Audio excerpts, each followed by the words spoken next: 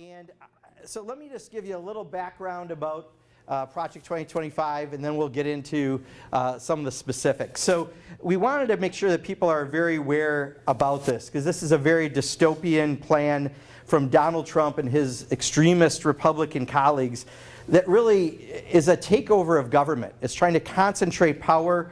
It wants to achieve long-term conservative principles. It takes a hardline religious right agenda, and it wants to roll back our rights and freedoms. So this isn't something that we're just imagining, as I said, right here, 920 pages. This is the code that if you can get with your camera, feel free to, it'll zoom, you get to it, and then you could hit the link and go right and get a copy of the PDF for yourself. But this is the agenda for a second Trump term, and it clarifies what the MAGA extremist Republicans across the country are pushing to make this happen. And it's been described by the authors of this project as, quote, a second American revolution, unquote. So what is Project 2025? Well, it poses unprecedented threats to our democracy, reproductive freedoms, labor protections, public education, LGBTQI+ rights, our economy, the environment, public health, and much more affecting us. It concentrates power, three things really in general. It concentrates power in the presidency, it achieves long-term conservative principles, and it takes this hardline religious right agenda that we'll talk about in just a second. It also is the vision for America, and its multi-million-dollar effort by the Heritage Foundation and 100 ultra-conservative organizations that coordinated with Trump himself and many of his top former cabinet secretaries to put this together. So again, it's a power grab that really takes efforts to strip away power from us as ordinary individuals and really puts it at, in many ways, the foot of the government. And this would be a disastrous agenda should this be able to happen. Now, what's interesting is when material about this started leaking out, that there was a Project 2025 that Donald Trump was going to try to execute, they try to distance themselves. And Trump specifically said that this was extreme. And I'm going to say it's the first time I think I've agreed with Donald Trump. This is an extreme agenda. But he's also said he has no idea who's behind it. And the facts are very clear that this is his Project 2025, and we mustn't allow him to lie his way out of it. Our neighboring member of Congress, Derek Van Orden from the 3rd District, also has said he knows nothing about this and that he's never read Project 2025. I will agree with Derek on one thing again. I believe that he's never read. But whether or not it's this 920 pages or not is another question. So who are the actual authors of this? Well, it's all of Trump's people, and here's just a small slide showing some of the people that are involved. It involves 6 of his former cabinet secretaries and at least 140 Trump alumni from his administration, according to CNN. 4 individuals Trump nominated as ambassadors were also involved, along with several enforcers of his controversial immigration crackdown, including former White House speechwriter Stephen Miller. Dozens more who staff Trump's government hold positions with conservative groups that are advising Project 2025, including his former chief of staff, Mark Meadows. These groups are also include several lawyers deeply involved in Trump's attempts to remain in power, such as his impeachment attorney, Jay Sekulow, and 2 of the legal architects of his failed bid to overturn the 2020 presidential election, Cleta Mitchell and John Eastman. Finally, in addition to the people who worked directly for Trump, others who participated in Project 2025 were appointed by the former president to independent positions. For example, the Federal Communications Commissioner, Brendan Carr, authored an entire chapter of proposed changes to the agency, and Lisa Carenti, an anti-abortion advocate Trump appointed as a delegate to the United Nations Commission on the Status of Women, were among their contributors. It also was partially written by former HUD Secretary Ben Carson, former OMB, that's the Office of Management and Budget Director, Russ Voigt, former DHS official Ken Cuccinelli, and others. And most recently, in just the last few weeks, ProPublica released a damning report a damning report outlining secret training video that they have ready for future Trump political appointees, of which 29 of the 36 speakers in these videos have worked for Trump in some capacity on his transition team, in the administration, or on his 2024 election campaign.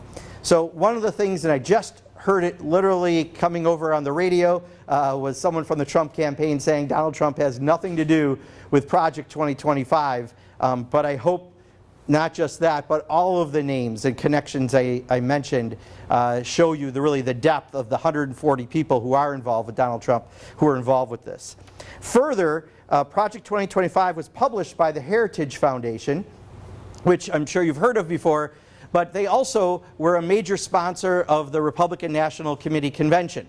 In fact, the first day they held an all-day teach-in for delegates about their plans. New reports have emerged that in 2022, Trump and Kevin Roberts, who took a private flight together to a Heritage conference where Trump detailed that he was working with Heritage on a forthcoming policy proposal. Quote, "They're going to lay the groundwork and detail plans for exactly what our movement will do," unquote, Trump said in his speech at the conference. Similarly, Roberts also had a relationship with Trump's running mate, J.D. Vance, who wrote the foreword to Roberts' book, Dawn's Early Light. In the foreword, Vance called Heritage the most influential engine of ideas for Republicans from Ronald Reagan to Donald Trump. So these ties are inescapable that they have directly to Donald Trump. And this is his agenda for a second term, and that's why the stakes for democracy are so important and why we need to let people know about this. Most people, when they hear about Project 2025, they don't necessarily know what it's about, but when they hear the specific provisions, most of these have like 70% of the people against the ideas that are in here. I've seen various polling on this. We have, at the House Democrat level, we put together a task force, a Stop Project 2025 task force, and I serve on that. I was one of the original folks they brought in from some of the major caucuses in Congress, and our job is to go out and talk about this and take this from the shadows and try to let people know, because this is an important part, I think, of what people are looking at coming into 2025. So with that, let me go into some of the specifics. I'm just going to make sure I've got paper so I can look at you as I'm doing this rather than looking backwards. But I just want to make sure I've got rolls back progress, I think, is our first one. Okay, so there's a few broad kind of themes, and then I'll go into some specific areas. One, it cuts American Rescue Plan programs that have helped create or save 220,000 jobs. It very much is trying to reverse anything that was done during the Biden-Harris administration. It pushes 33 million people enrolled in Medicare towards privatized Medicare Advantage plans. Now, this is an issue. I've done a lot of work in Congress. Very smart lobbyists at one time had the law written where there's privatized insurance available that's an alternative to Medicare that's called Medicare Advantage. The lobbyists were so effective they used the name Medicare in the private insurance programs. No other part of federal government you see this. You can't call yourself the United States Postal Service and pizza delivery, right? We haven't allowed that, but very wise lobbyists help do this. The problem is some of the major calls we get in our office on Medicare Advantage are people who have to get prior authorization. Millions of claims are turned down every year where people get delayed or no care. When they get appealed, here's the interesting part, 85% get overturned. So it is delayed care that often makes the disease deepen or even death coming out of this. And we have a lot of calls that come in on this. This wants to put everyone automatically on that rather than Medicare, and that's a really big difference. They want to remove civil rights protections, including cutting diversity programs and LGBTQ rights, and it lowers taxes for the wealthiest Americans and corporations, all recommended in here. As far as our government and elections, a few other things I think that are worth noting. It fires tens of thousands of nonpartisan career civil servants. I believe the number I've seen is 50,000 people that they want to replace with political appointees as opposed to civil servants. And that could obviously have severe effects throughout federal government. It weaponizes government by installing those loyalists, essentially giving a partisan takeover of agencies like the FBI, DOJ, FEC, and the CDC. It meddles with national security by politicizing security clearances, and it would allow more dark money in our elections. And there's a whole lot of other recommendations it has. It doesn't believe, actually, it actually, I believe, recommends getting rid of campaign finance laws completely as part of the provisions that are in here. Let me break it down by some specific areas that may be of interest. One, Department of Labor. It wants to weaken overtime pay and protections. Specifically in here, it talks about doing that. It allows for employment discrimination. It recommends weakening child labor protections and exempts small businesses from OSHA requirements. On the child labor protections, this is kids who are working in meat packing facilities and mines. It wants to roll back the child labor laws so that you can have more children working in those facilities. And it cracks down in unions in a number of ways. Specifically on unions, let me mention some of these. And last week at the Democratic Convention, I had a chance to speak to a number of the unions that were there, AFSCME and United Food and Commercial Workers, the electrical workers, and a few others. And we talked about some of this. So it would allow, first of all, states to ban unions, period. It bans unions for public service workers federally. We all know what Scott Walker did, right? Yeah. That is taking that to the national level. And we all said when Scott Walker was doing this, there was a plan. Well, there absolutely, and this is part of that plan. It allows bosses to eliminate union contracts mid-contract, which means it's not a contract if you do that. It repeals requirements for federally funded projects to have project labor agreements and pay prevailing wages in the region. Part of what we did in the Inflation Reduction Act and in the infrastructure bill that we passed in the last session. And it urges Congress to pass J.D. Vance's bill to let employers create their own sham company-run unions. Isn't that great? If you can have a union just not organized by workers, organized by the bosses. Very, very convenient. That's a great idea, JD. That's just some of how it affects workers and unions, and being in the labor hall we are today, I wanted to have a couple slides about that. Let's go to health care. It limits access to health care. One is it refuses to allow Medicare to negotiate the cost of prescription drugs, keeping the cost of life-saving medication high.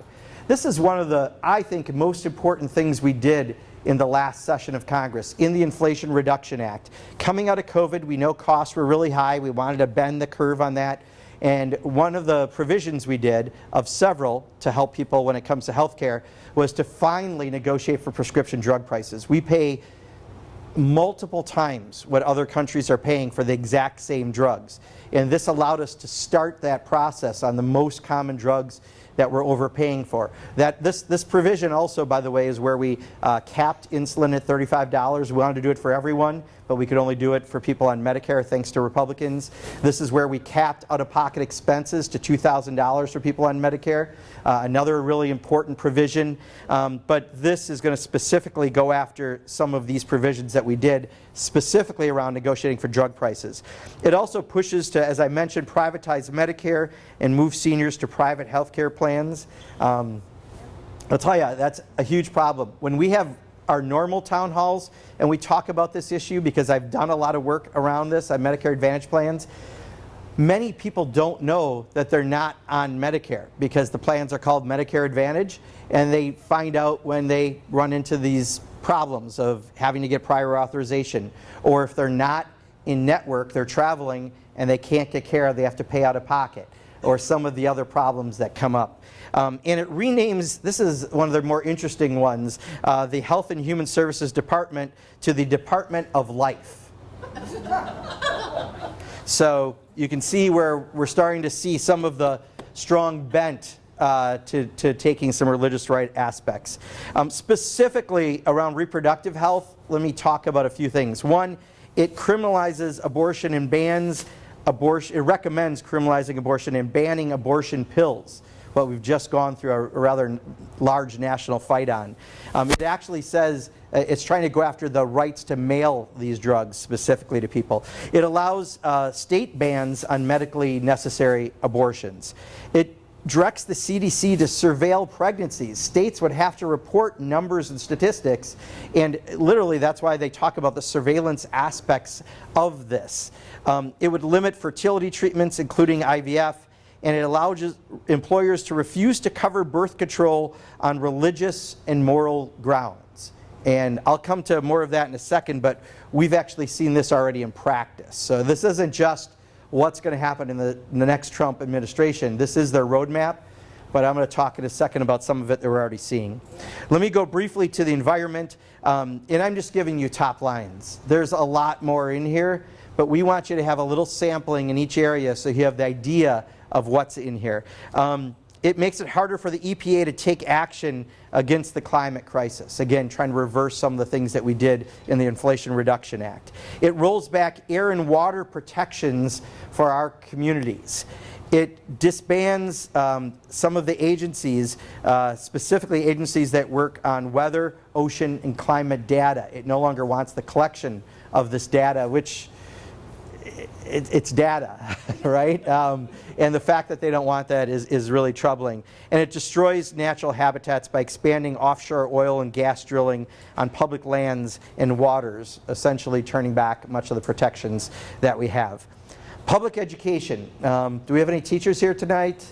All right, quite a few. Thank you for being here, and thank you for being teachers. It abolishes the Department of Education. Remember, that was an extremist view in Republican primaries years ago. Now this is part of the roadmap going forward. It cuts federal loan programs that help students afford higher education.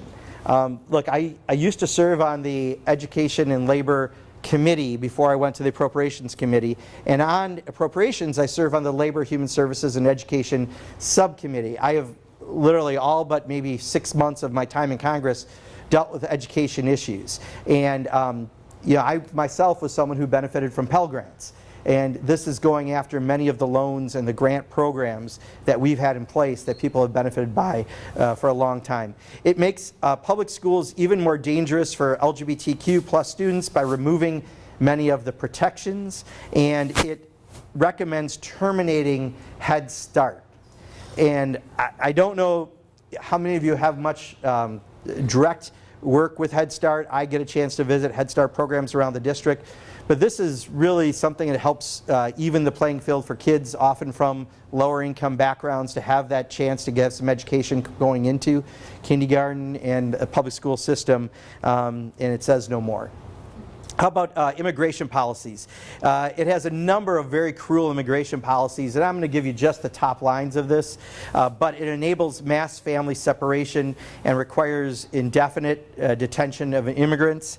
It requires the useless and wasteful wall to be built using tax dollars, which I think we've had plenty of evidence to show that it doesn't do what it proposes to do. And it terminates the legal status for 500,000 dreamers, people who are here for no fault of their own, as you know. Many people who've been here maybe since they were born, who know nothing but this country, that status would be removed. On discrimination in general, it removes civil rights protections for racial discrimination. It rolls back workplace and housing protections, enables discrimination based on sexual orientation and gender identity, and it makes it harder for historically under-resourced communities to access Medicaid, Head Start, and other government programs. On the LGBTQI plus community, there's a lot. I'll just give you headlines again. It demonizes the community, specifically trans people. There's a lot around stigmatizing trans youth and taking health care away from the trans community. It encourages traditional family values with parents consisting of only a mother and a father. And a number of the little earmarks I have in here is where it specifically talks about only providing servicing to people with one father and one mother in a family, and really ignores the modern way of many families and would negatively affect many people that aren't LGBTQ, but is under that definition. It strips away non-discrimination protections. It weaponizes U.S. diplomacy by saying you can't fund any kind of programs that we currently do that help to have non-discrimination in countries, including places that kill people or criminalize people. And it imposes a ban on transgender service in the military, taking us back from where we're at. And I'll tell you, there are many transgender folks in the military, specifically for whatever reason. The LGBT community goes into languages a lot, and many Arabic speakers in some of the areas that we need people the most are affected by this. I gave you the highlights, right, of what's in here. Let me talk about why this playbook is already in action. I serve on the Appropriations Committee, as I said, and we have 12 appropriation bills. And we've seen in the last 2 appropriation processes, the last one took 6 months more to get done. We couldn't even pass a number of those bills out of the House. The only Republican majority couldn't even pass their own bills. The same is happening right now. I think we've passed half of the 12 bills out, and our fiscal year ends September 30th. Clearly, we're not going to have it done. We're going to kick the can again on that. But what they've done is already taken many of these initiatives around climate change and diversity, equity, inclusion programs. It implements a nationwide ban on abortion, and it has a number of issues that stigmatize trans youth and blocks medically necessary care for people. That's already being done.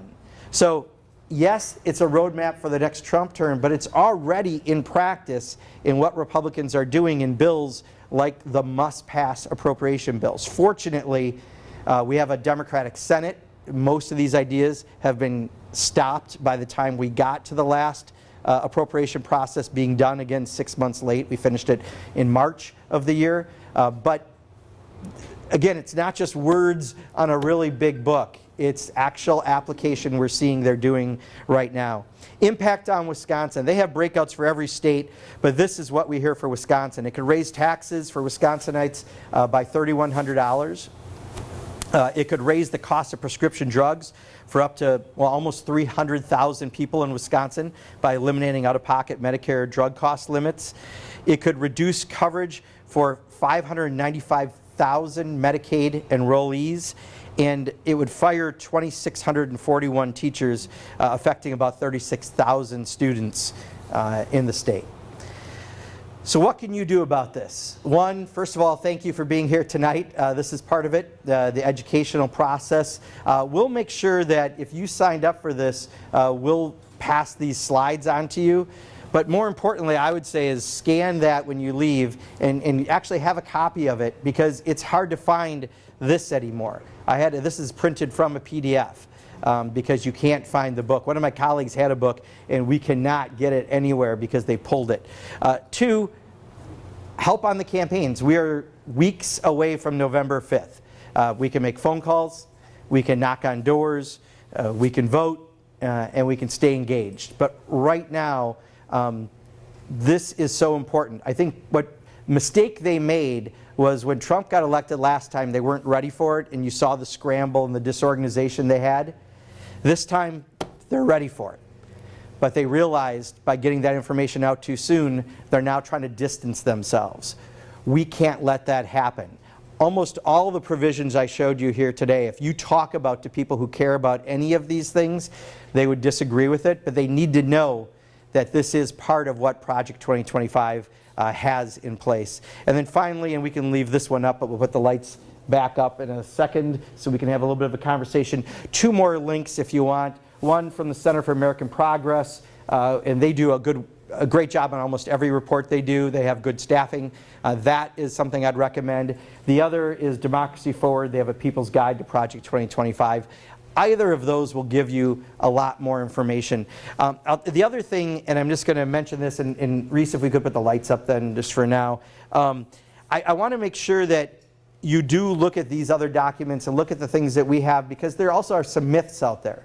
And I think it is really important that we don't say the wrong things either about what's in Project 2025, because in some cases we have heard things, and I want to find the one article because I think it's important, where people have said things, but we want to be a little careful that we're not saying the wrong thing. For example, people have said it'll cut Social Security.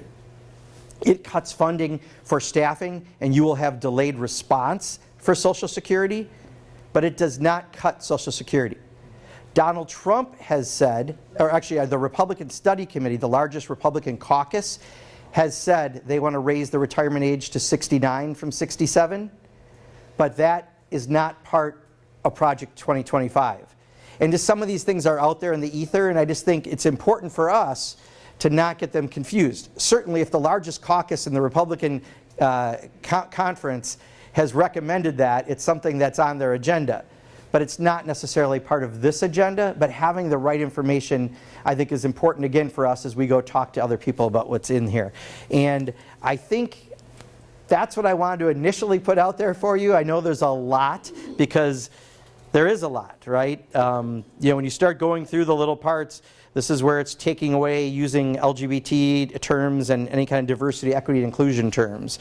And here's where we talk about, they refer to climate fanaticism. And you know, as you just go through the parts, there's just so much to this that I just recommend, you know, learn for yourself and find the issues that are most important that you think connect to the folks you're talking to. The 920 pages is a lot in here, but we can do our best to try to get information to you if we don't have answers on it. But we really, again, encourage everyone to get that code, get a copy of it for yourself, look at some of the analyses that are out there, because I think they're very helpful, and just make sure we're talking about this. Every poll I've seen, when you take the individual issues in it, they poll really awfully. So what we need to do is just make sure we're expressing what's in that plan.